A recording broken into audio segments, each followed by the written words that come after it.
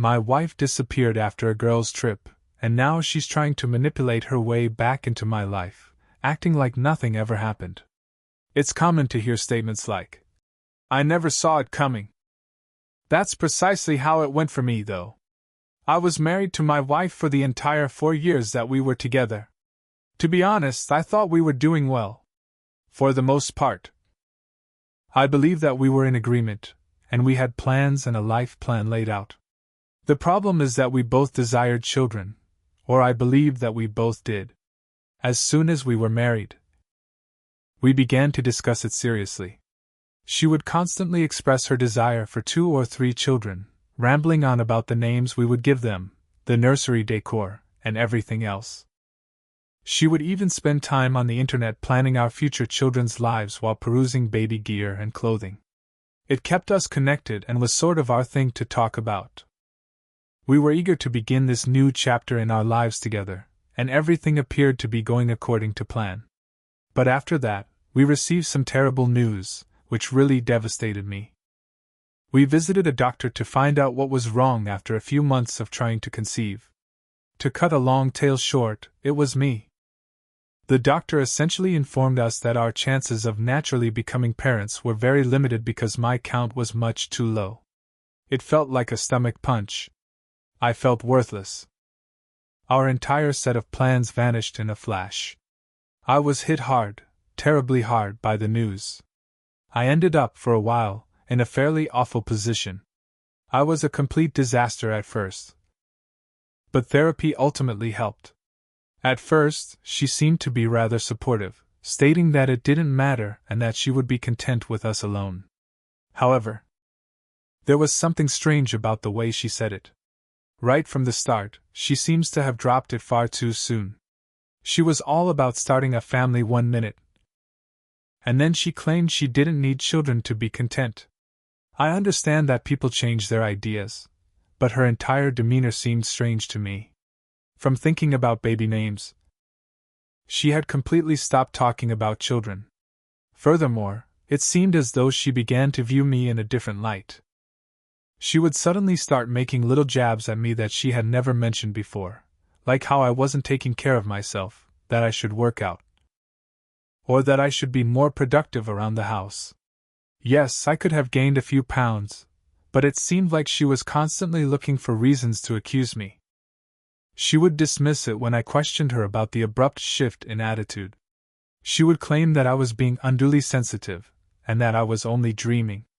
But I was aware of a problem. She was different from the lady I married, the one who would spend hours sitting with me discussing our future. She wasn't particularly cruel, but there was a certain coldness about her.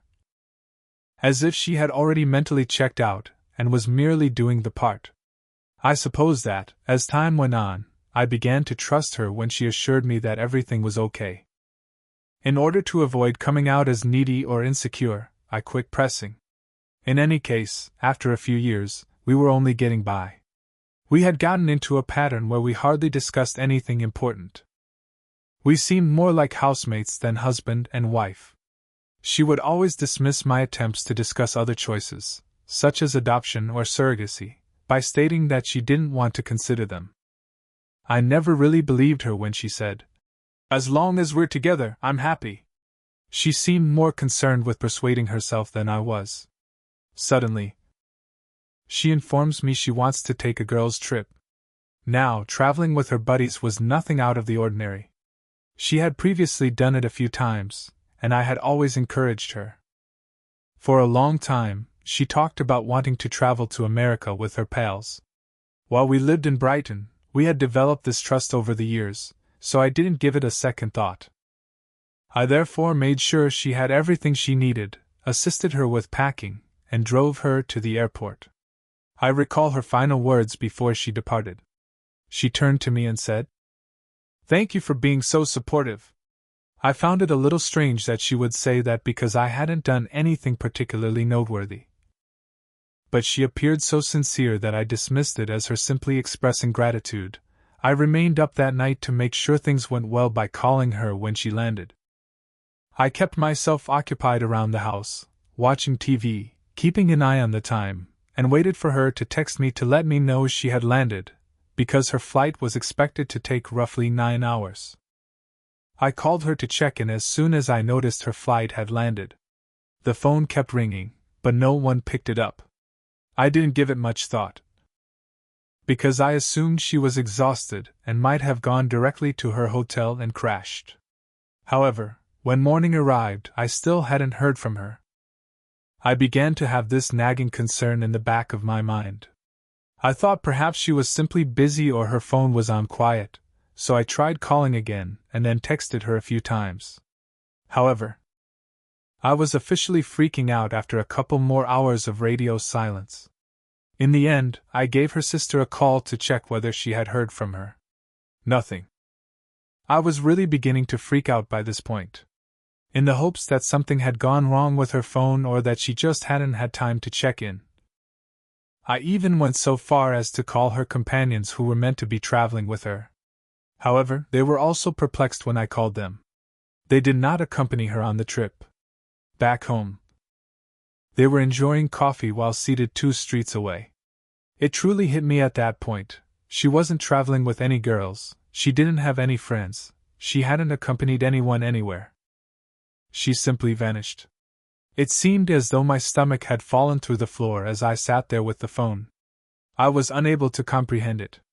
Why would she tell me such a lie? Why wouldn't she notify me before leaving? I made an effort to persuade myself that it was an error of some sort, such as perhaps she had missed a connecting flight, or that she had been unable to contact me due to an emergency. But I knew in my heart that she had this planned. Her expressing, "Thank you for being so supportive," and the entire girls' trip were all components of whatever she had been imagining. I was at a loss for what to do. I couldn't wake up. As if I were living in a nightmare. I had never married a woman like this. I didn't even recognize this person, the coldness, the way she had stopped discussing our future. And those small digs about my appearance and health all began to make sense. I simply hadn't noticed, or perhaps I hadn't wanted to see, that she had been drifting away for a while. I just sat there looking at my phone that night, hoping for a call, a text, anything. However, nothing materialized, and I knew in my heart that it wouldn't. I remember lying there and staring at the ceiling when I woke up the following morning, thinking that it was all just a bad dream. But when I saw that her side of the bed was empty, reality set in. In fact, she had gone after packing her bags. She disappeared. The promises I had given myself the previous evening, maybe she was late, or perhaps her phone died, were no longer valid. She had clearly planned this and wanted to go. I was completely in denial for the first few days. I would keep ringing her phone in the hopes of hearing her voice and perhaps receiving an explanation. I even left messages. I kept leaving them in the hopes that she would understand, even though I was half the time at a loss for words. However, I only received quiet, which strangely made things worse. It was as though I had been a stranger to her all along and had been left to work things out on my own, without knowing what had gone wrong. Her family was initially just as surprised as I was. They hadn't heard from her, and her mother didn't know anything about her plans. In the end, I visited there more times than I could remember in order to speak with her mother and get answers. They must have felt sorry for me. When I couldn't bring myself to cook, her mom would prepare meals for me and occasionally let me stay there. She would sit there while I talked about all the tiny things that didn't make sense, attempting to figure out how my life had suddenly become so complicated. To be honest, there were times when I was too numb to speak and just sat there in silence. I oscillated between rage, despair, and remorse. What went wrong was a question I kept asking myself. Was there a sign I missed? Was I not paying enough attention to her? On certain days, I would review all of our arguments and conversations in an attempt to determine what caused her to leave. I kept thinking about what I could have done better and how I could have preserved our marriage. It may sound dramatic, but I was completely preoccupied with figuring it out. It seemed as though the solution would somehow make everything better. I hardly slept or ate, and my work also began to suffer. People took notice. When they inquired about my well-being, I would just dismiss it by claiming that I was occupied with personal matters. Admitting the truth, the fact that my wife abandoned me without saying a word, was embarrassing. I eventually told a few close friends, and they tried their best to divert my attention by bringing me out to hang out and encouraging me to move on. However, I would still ponder about her, wondering where she was and why I wasn't enough to keep around. Even when I was with them, the incessant inquiries from strangers, including neighbors, relatives, acquaintances, and even former coworkers who had heard I was married, were among the worst aspects. It was like pulling out a new scab each time somebody asked, "How's married life treating you?" And "How's your wife?" I would just smile and tell them that everything was good, since I lacked the courage to tell them she had left. But each time I repeated that untruth, it felt more weighty. The only thing that worked in the end was therapy. Although I had never gone before, I realized I couldn't manage it alone after a few months of hardly functioning. In order to talk to someone who was impartial and unfamiliar with our baggage, I contacted a therapist and began attending once a week. It was beneficial. I would express my rage, betrayal, and the void she had left in my life. I would talk endlessly about the restless evenings and how I would lie awake, repeatedly reliving everything. The therapist assisted me in realizing that she would not have remained here if it had been a magical moment. It wasn't my fault. She made the decision to go. It was a difficult pill to take. I had the feeling that I was flawed and had somehow alienated her for a long time. However, I gradually began to see things differently. I chose to overlook her long-standing coldness and distance, assuming that things would improve on their own. I had persuaded myself that I could maintain my composure and that our marriage could be saved by my efforts alone. The realization that it wasn't hurt. As time passed, I began to restore my life in tiny increments. It wasn't until she departed that I realized how much I had lost in our marriage. I had always been the one who tried his hardest to make sure she was content and that our home life was comfortable. But now that I had so much free time, I was at a loss for what to do. I therefore began resuming old pastimes that I had forgotten about. I tried cooking new meals, went to the gym, and started reading literature I had been putting off. Eventually, the work also improved. I was hardly keeping up with my job at first, simply going through the motions. However, when I began to feel more like myself, I worked harder at my job. I felt like I still had control over something in my life, which was one of the few things that gave me a sense of accomplishment. Although I had always been skilled at what I did, there were painful days. A picture, an old movie ticket stub, or other small items that brought back memories I tried to forget would occasionally remind me of her. Looking at them, I would question her actions, whether she ever considered me, and whether she ever felt bad about what she had done. But gradually, those times began to disappear. I was able to let go of those memories a little more quickly and move on a little more easily each time. Additionally, I got back in touch with people I hadn't seen much of since getting married. We resumed our activities, including hiking and hitting the golf range, something I hadn't done in years. Having folks by my side who weren't involved in the mess and who could support me in moving on without pulling me back into the agony was a relief. In hindsight, I saw that I had invested much too much of myself in that relationship, in being her spouse. I felt like I had lost a significant portion of who I was when she departed, as if she had taken a piece of me with her. But I was rediscovering who I was, piece by piece. Although it wasn't quick or simple, I was making progress. I was finally able to see someone who wasn't defined by her past actions. When I looked in the mirror at the conclusion of that year, I wasn't just the man whose wife had abandoned him. I had rebuilt. I had survived, and I was stronger now. I felt as though I could truly live my life without her shadow looming over me for the first time in years. To be honest, I took pride in that. I believed I had moved on from everything. After all that chaos, life had at last begun to seem normal again, or as close to normal as it could be. My work was going really well. My friends kept me occupied, and I had my routine down pat. Even my daily thoughts about her had stopped. Even while I still occasionally had flashbacks to odd memories. It wasn't as frequent as it used to be, when everything I did was somehow related to her. She was therefore the last person I expected to see standing there when someone knocked on my door one Saturday morning. But there she was, with a baby at my doorway. I went cold. It was like witnessing a ghost, and for a moment, my brain simply stopped functioning. Though perhaps a touch worn down, she still had her typical appearance. She looked at me as if she genuinely believed that I would be pleased to see her. I thought I was past caring, so yes, that really got to me.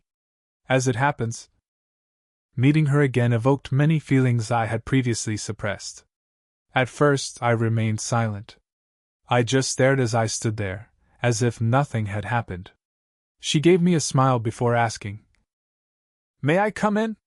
The nerve, really. I mean, she just shows up here as if I should be welcoming her back with open arms after everything she's done.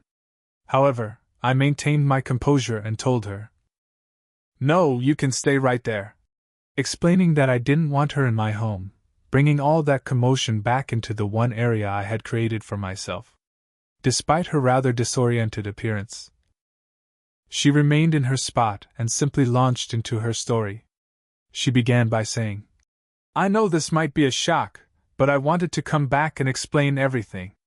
Her expression was hopeful, as though she truly thought I would be willing to listen. I was tempted to just close the door and laugh in her face, but I was too intrigued. I was curious about the reason behind her disappearance, and what she had come up with. She continued by explaining that she had erred in leaving and that she had come to the realization that she had lost the greatest thing that had ever occurred to her, not my words, but hers. She claimed to have thought a lot and to have finally realized what was important in life after having this child. After years of ignoring me, it seemed that what mattered most was unexpectedly knocking on my door. "This is our second chance," she remarked, glancing down at the infant. What I was hearing was unbelievable. Our second opportunity, as if this child were some sort of magical reset button that would allow us to resume where we left off. I was furious on the inside, but I attempted to maintain a neutral appearance. She continued by adding that although she had made a grave error, we could now start over, just the three of us. She wanted us to be a family once more. "Why did you leave?" was the final question that had been bothering me ever since she appeared. I tried to speak as steadily as I could, but I wasn't sure how much longer I could contain myself. Now that she was here, I needed to hear it from her. Since I had tortured myself with all the possibilities for years in an attempt to comprehend. After hesitating and glancing down at her feet as if embarrassed, she finally told me the truth, or at least what I thought it was. She acknowledged that she had left because she wanted a child and had found someone who could provide one for her, because I couldn't. She honestly stated it as if it were insignificant, as though she hadn't destroyed my life and as though I should just nod and take it as gospel. She clarified that although the man she had left didn't stay, she had already given birth and had suddenly come to the realization that she wanted me back. I paused to think about what she was saying. She was here confessing that she had left me, fled with a man, had his child, and now expected me to accept it, as if I should simply forget and forgive. "So you left, found someone else, had his baby, and now you think you can come back and pretend like nothing happened?" I asked her. She broke down in tears and apologized, admitting that she had made a big mistake, but I remained unmoved. She kept talking about how she knew she was supposed to be with me and that I was the one she really loved. To be honest, maintaining a straight face was difficult. She sounded so crazy that I was shocked. I could see it clearly on her face that this was desperation, not love. She then attempted to guilt-trip me by talking endlessly about how difficult it had been for her to be a single mother. In fact, she attempted to paint herself as the victim in all of this. acting as though her decisions hadn't brought her to this point. She assured me she was prepared to work things out this time and that she wanted my help. "Who does she think I am?" was all I could think about. I listened to it all as I stood there, but I had had enough. I told her right away, "You made your choice a long time ago, and now you have to live with it. There's no second chance here." She appeared astonished, as if she had never even imagined that I would say no. As if she truly believed she could simply saunter back into my life because it would suit her. She became irate. Just when I thought she would finally understand and depart, she became angry with me, accusing me of selfishness and demanding that I give her another chance to make amends. She said that she could have taken half of everything and divorced me at that time if I had so desired. She even had the audacity to remark that the house should still belong to her. I felt a surge of relief, as it seemed like her true self was revealing itself in front of me at last. I was recognizing her true self. I refrained from arguing with her. I didn't speak louder. "We're done. You wanted a different life, and now you have it. This isn't my responsibility anymore," I simply replied, looking at her, and then I closed the door in her face, interrupting her if she had any more words to say. I was struck with a peculiar sense of serenity as I stood there and heard her muffled screaming coming from the other side of the door. She might shout, cry, knock, or do anything else.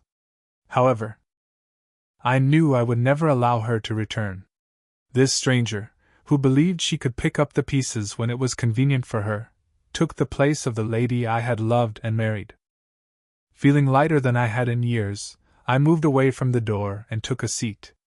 I believed that was it. After I shut the door behind her, I assumed she would understand and simply walk away. However, no, rather, she began pounding on the door while shouting various things. The nerve seemed unbelievable to me. She had the gall to stand there and insist that I listen to her while I was in the one place that was truly mine, the only place I had been able to recover from the disaster she had left me in. I initially considered ignoring it and letting her scream until she became weary, but then I started to wonder. I was curious to know what kinds of excuses she would offer this time. I opened the door just enough to let her know I was paying attention, but not enough to let her in. She appeared to be astonished that I hadn't given her the response she desired. As if she had just been slapped across the face, as if we were having a typical argument and not coping with her abandonment. She began a lengthy monologue in which she expressed her willingness to forgive me for closing the door on her and her want to start over. She went on and on about how, if we both worked hard, we could work things out. I was unable to contain myself at that moment. I laughed, really laughed, because this woman had more nerve than I had ever seen. When I did that, she appeared enraged. As if I should feel guilty for not paying attention to her. I said to her, "You left. You had your chance, and you threw it all away. I'm not just going to pretend none of that happened because you feel like it." Her face flushed, and she began to talk about how she had been so lost after leaving, and how she had discovered her error too late. "You don't understand how hard it was for me," she said. However, I didn't believe it. I informed her that she had taken the decision to leave. She had plotted it, made up a falsehood about it, and then carried it out. Now her remorse meant nothing. That's when she lost it. Her entire tone shifted. She stopped doing the melancholy repentant act and began to attack me, accusing me of being unjust and lacking the grace to give her another chance. "If I'd wanted to, I could have taken everything from you back then. I could have taken half of everything you own," she bravely said.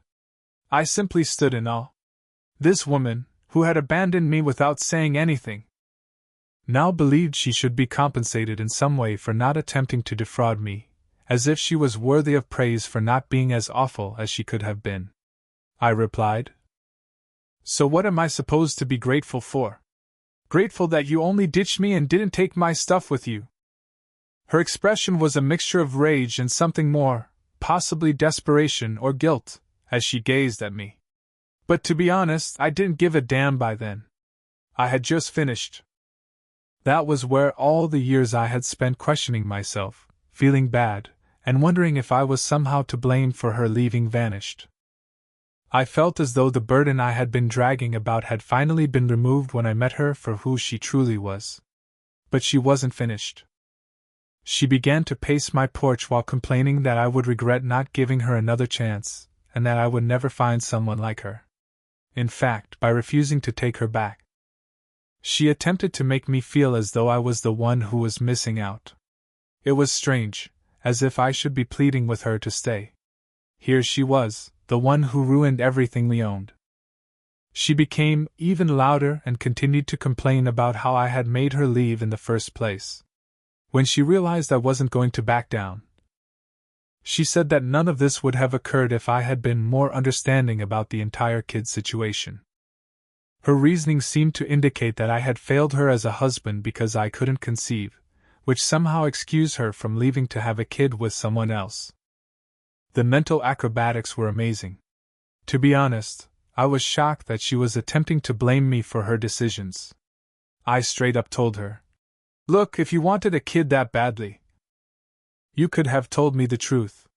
You didn't have to lie to my face and pretend everything was fine while planning your exit." To that, she had nothing to say. She simply looked at me as if I had hit her. However, I prevented her from speaking. I said, "You made that choice all on your own, and now you've got to live with it. That's not my problem."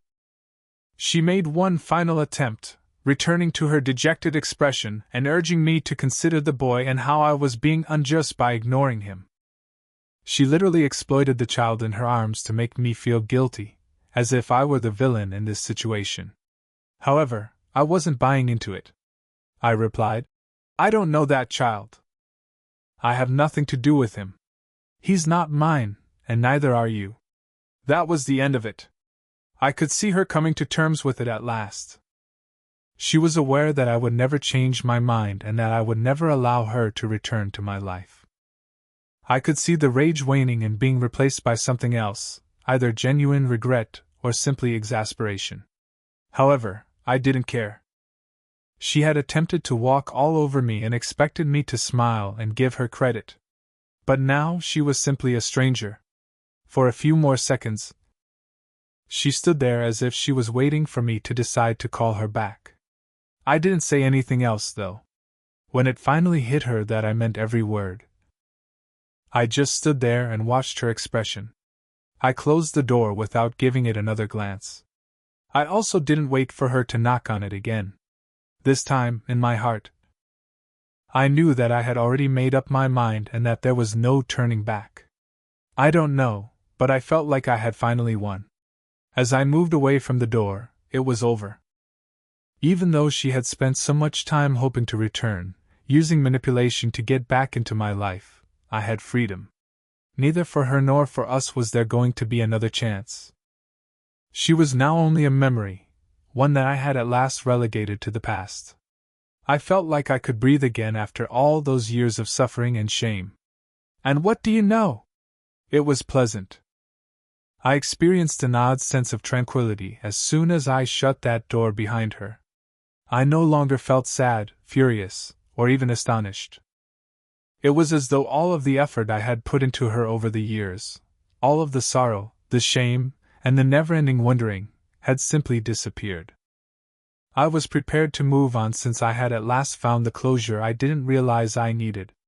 This time, everything was truly finished. But naturally, it wasn't as tidy a conclusion as I had planned. Her mother texted me a few days later. She apologized, stating she was embarrassed by her daughter's handling of the situation and that she had attempted to reason with her, but clearly, it had failed. Her mother was a kind person. She had been quite helpful to me when her daughter departed, and I could see that she was truly distressed by the situation. Although I had nothing against her, I didn't want to be dragged back into that situation. I simply said, "Thanks for checking in," in response and didn't say anything further. I wasn't going to waste time justifying my choice, and I wasn't going to offer her mother any more information. She knew it was over because she understood. I learned tidbits over the course of the following few weeks via social media and mutual connections. She had apparently returned to living with her parents, and things weren't going well. The father of the child, the man she had left me for, was not involved at all. He had bailed out.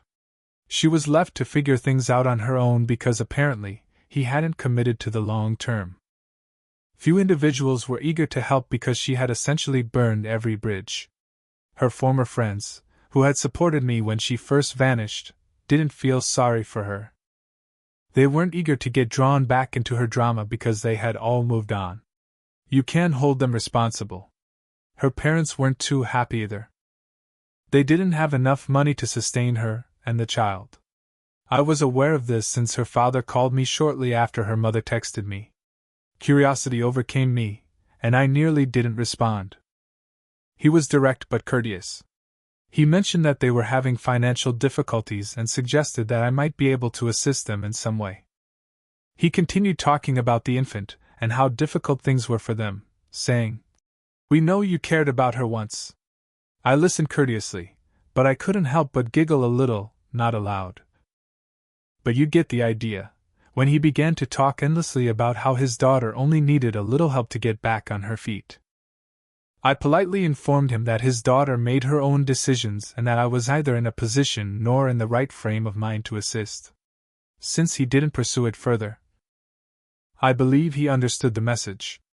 Before I knew it, her friends, people I hadn't spoken to in years, began contacting me. Some attempted to use the guilt angle, claiming that she was going through a difficult moment and that perhaps I could find it in my heart to give her another chance. She even had the audacity to say that the child needed a father figure and that I shouldn't allow my resentment to stand in the way of my efforts to assist him. However, I refused to back down. I refused to allow anyone to make me feel guilty for making my own decision. At last, I had given that woman all I had. After years of feeling inadequate, she had tossed it all away. Instead of relying on me to save her, she should at least take responsibility for her decisions. The calls and messages gradually decreased in volume before ceasing completely. Everyone seemed to finally realize that I was serious, that I had moved on, and I would not get ensnared again. That's when the true calm arrived. For the first time in years, my life felt peaceful and typical. I had my friends, my job, and my routines. I had rebuilt my life on my own terms. So, it wasn't a fancy, glamorous one, but it was mine. The irony is that I once again began to discover joy in the small things, which I had not given much thought to when I was married. I would read novels I had been meaning to read for years, cook my own food, and take walks. It felt good to be free, and I understood that I could live my life as I pleased without anyone's approval. I wasn't always concerned about other people's happiness or approval. For once, I felt as though I had gradually regained my life. Occasionally, I would stumble into someone who knew us both, and they would inquire, "Hey, what happened to her?" I would respond with a succinct, courteous response and shift the topic. I simply didn't want to keep going back to a chapter that was so obviously over. It wasn't that I was concealing anything. I had finally mastered the skill of leaving her in the past. Asked when I last heard from her, I replied, things weren't going well. She was still jumping between her parents' house and friends' sofas after her welcome, and she was having trouble keeping a job. Occasionally, people I don't often communicate with would message me to let me know that she was seeking assistance from anyone who would listen. Some of them even implied that she hoped I would reconsider, that perhaps I would change my mind and end up playing dad to her child. However, that was not going to occur.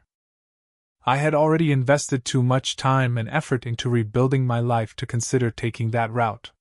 Her safety net was not going to be me just because things didn't go as she had hoped. I wasn't going to be the one to pick up the pieces. Nothing was going to pull me back into that chapter. I was finished. Ultimately, I believe I received the necessary closure. She was now coping with the repercussions of her decisions, and me? It was the first time since the day she departed that I felt completely, truly free. I had had enough of her looming over my life. I was happy that I had moved on, not in a grand, dramatic sense, but simply contentedly. And what do you know? That was sufficient. Thank you for watching. If you haven't subscribed yet, please do so and hit the notification bell to stay updated with more shocking real-life stories happening around you. My church banned our youth worship leader for condemning Christian nationalism. The band plans to walk out during their next performance. My church's youth group has a youth band that leads worship during youth. But the church also has them lead worship on Sunday mornings every few weeks to promote the youth band when the usual worship team has a week off. I'm not in the band, but I often help with lyric PowerPoints along with another girl, but not when the band plays on Sundays. The main singer of the youth band is the daughter of a youth. And the daughter is an assistant too. I'll call her Emma. She's 20. I'm writing because of what happened the last time the youth band led Sunday worship on June 30th that led to Emma and her family leaving the church. In between one of the songs, Emma said she felt led to say that Christian nationalism wasn't of God, because forcing people to believe went against the basis of Christianity. She said God gave free will, and too many Christians forgot that. She also said there would be no short and narrow path if people were forced to walk it. Before saying Project 2025 was advertised as Christian but resembled nothing of God, because God never forced people to believe in Him. No one confronted her or anything, as it was brief. And they played a few more songs along with the closing song after the pastor finished his sermon. But when we got to youth on Friday night, Emma and her mother weren't there. And we were later informed by the youth pastor that Emma and her mom would no longer be helping the youth before a bunch of stuff about giving others the chance to be lead singers because Emma had left the church. However, word got out from one of the band's players that Emma told the band that she got banned during the week and that her parents left the church with her.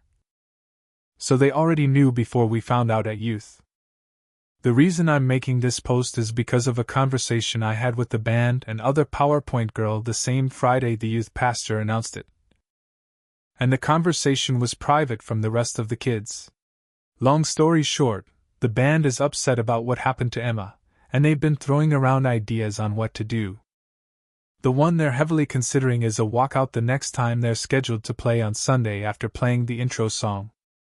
Service opens with an intro song before someone comes on stage to welcome everyone before worship continues, and they would voice support for Emma before walking out together. They haven't told anyone not associated with the band because they don't want anyone to spill the deets. But the main thing we're debating is repercussions from our parents, and whether or not it's worth the risk. There's likely a few weeks until the band plays on Sunday again. And they still haven't decided on a new lead singer yet.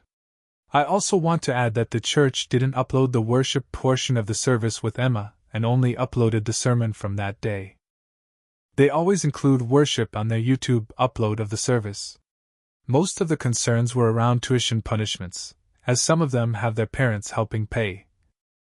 But they still want to do something. And while I'm not in the band technically, aside from coordinating PowerPoint lyrics occasionally, I figured the least I could do was get advice from other adults anonymously, because we don't want to ask our parents for obvious reasons, and maybe others could see more pros and cons that we can. I appreciate any advice that anyone gives and will relay it to the band too. Thanks to anyone who read this. To edit, I forgot to add this detail in my post. But the pastor of our church has used the pulpit to speak politics in the past, and has even mentioned support of a presidential candidate on numerous occasions, along with other political topics on occasion, like Roe v. Wade and gay rights. So, while I agree that politics probably shouldn't be spoken in church, some of the band said that Emma was tired of the often political topics being brought up during sermons, thus why she said what she said. Comments from the first post. Comment 1. OP. I am not Christian, but standing up to the tyranny of Project 2025 is the most Christian thing I've heard. That sounds exactly like what you should be doing against something that represents hate and violence. Christian nationalism is why many people are starting to make fun of or roll their eyes at Christian values, because from what we see, Christian nationalism is the exact opposite thing Jesus would want or support. I don't believe in him, but I do think God/Jesus would be proud of you. You sound like a good person. Comment 2. Hey. I hope you see this despite all of the responses. I was raised Catholic.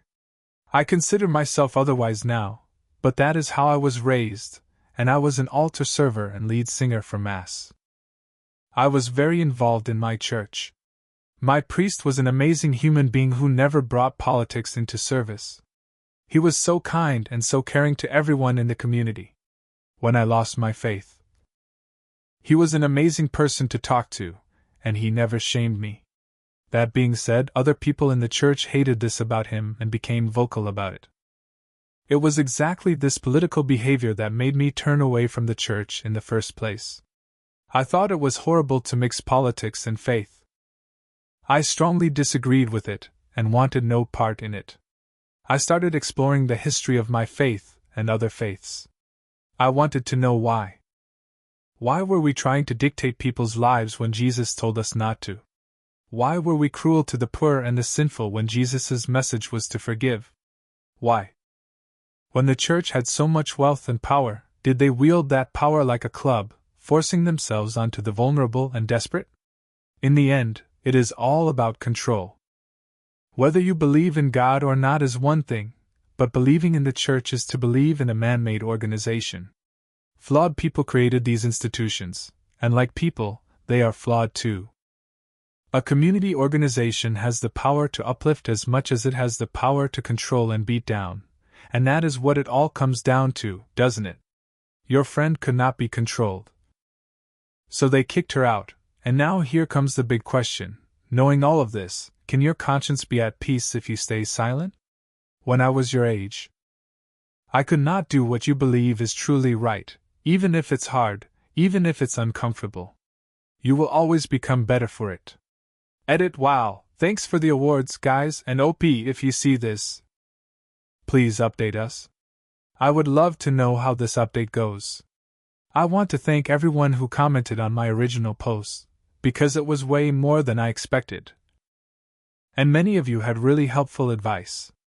This is a small update with some really surprising things that happened since. First, the band is still going through with the walkout.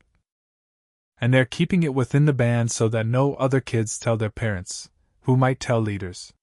It would have been awesome to include others, but the risk of the church catching wind was too great. Second, we have a date of 8/quarters when the youth band will do worship for the adults again. Third, the youth pastor appointed a singer from within the group who will take turns singing on Sundays with future participants in the coming weeks. Fourth, the new singer agreed that the church's handling of Emma was BS. Fifth, and most exciting, 2 of the band members told non-religious relatives about the situation in fear of punishment. And they agreed to come to the service and let them head to their cars in the parking lot straight from the walkout for safety. They won't leave the lot in case some parents try to claim kidnapping. But we'll be in their cars if all goes well, and the rest of us are going to ask our relatives too. Sixth, one of the band members told a teacher they knew from school, who's thinking about coming and walking out too. And seventh, one of the band members wrote a little something that the lead singer will read before they walk off stage. And it would be great if anyone with editing experience could help to make it clearer or provide advice on what to add. They tried to keep it short. I will make a post about their write-up in the near future. Here's how we hope it happens. The band will play the opening song, which officially starts service and usually lets people know it's starting. Many make their way from the foyer during the intro song, and after someone gives the welcome prayer after the opening song. The lead singer will then give the speech before the band walks off stage. I will walk out with them from the pews along with relatives, friends. One relative said she might bring some people she knows, too, which could make more of a statement to the church to see adults leaving too.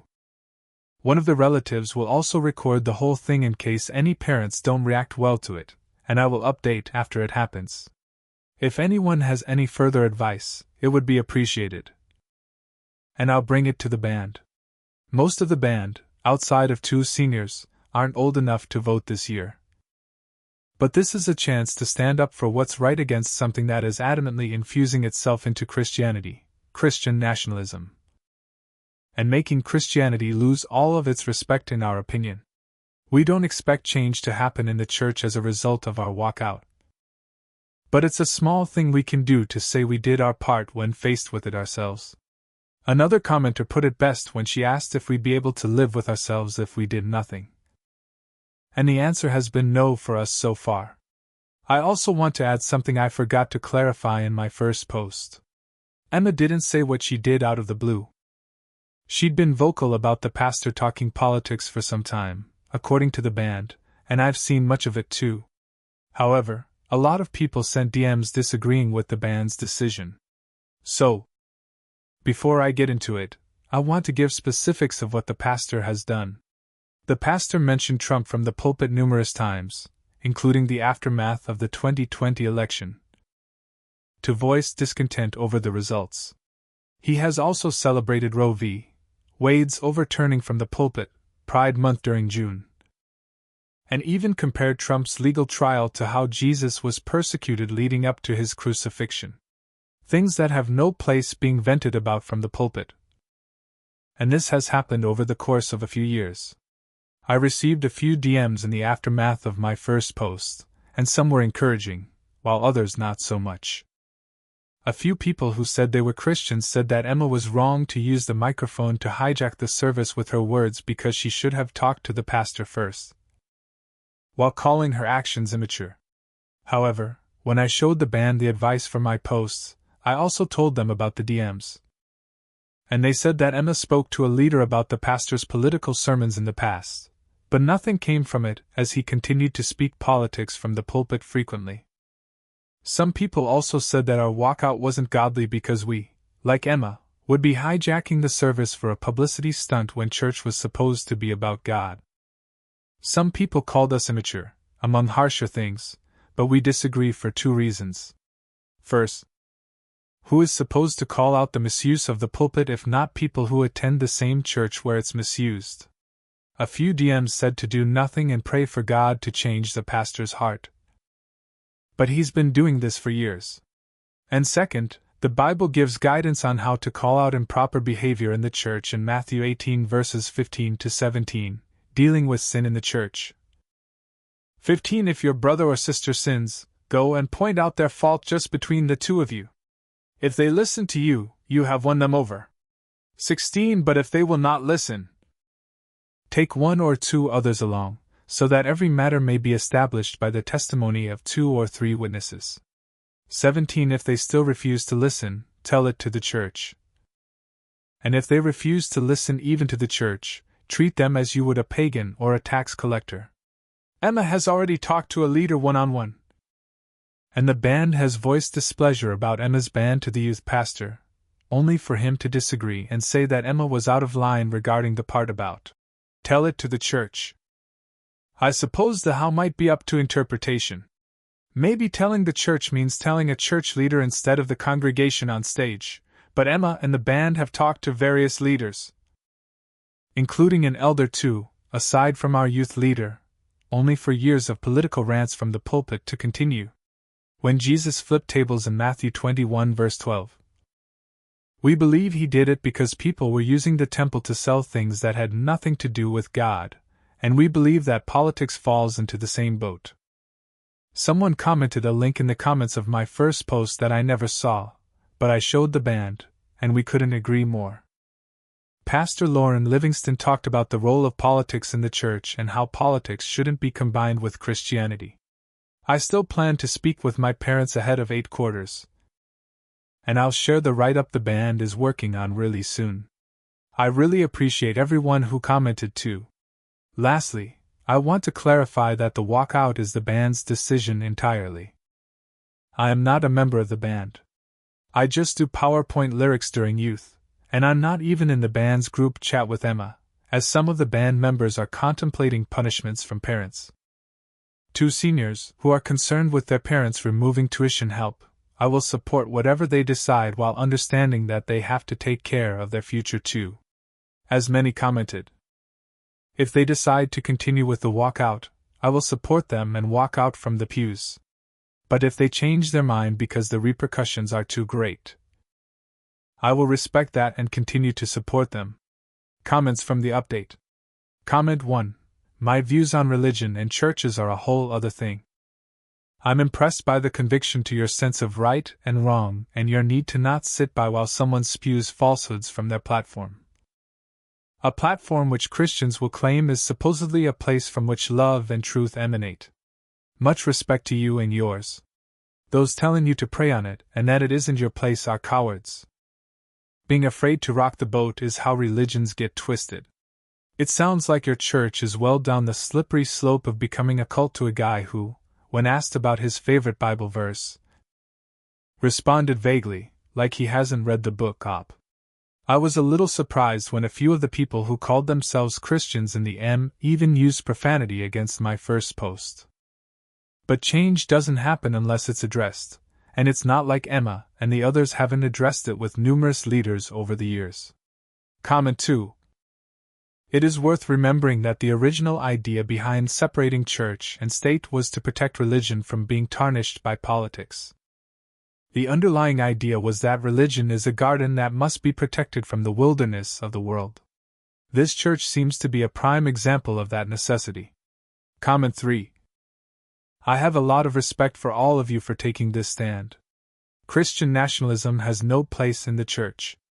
It is completely against the teachings of the Bible. Stand strong in what you are undertaking. You are biblically grounded in your stand.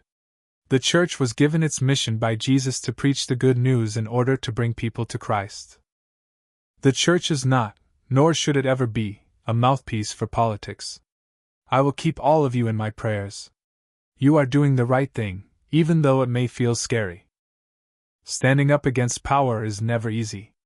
Comment 4. Hey, Christian over here. First, I love that you have biblical references for what you guys are doing. Second, the idea of comparing Trump to Jesus, no matter the political views of yourself or the pastor, is quite honestly blasphemous, so you're 100% doing the right thing. And third, you might not be old enough to vote yet, but here's the thing, if you have conviction about anything, get passionate. In this case, get mad, rock the boat, and use your voice. It's what we're called to do. Will it be difficult and scary sometimes?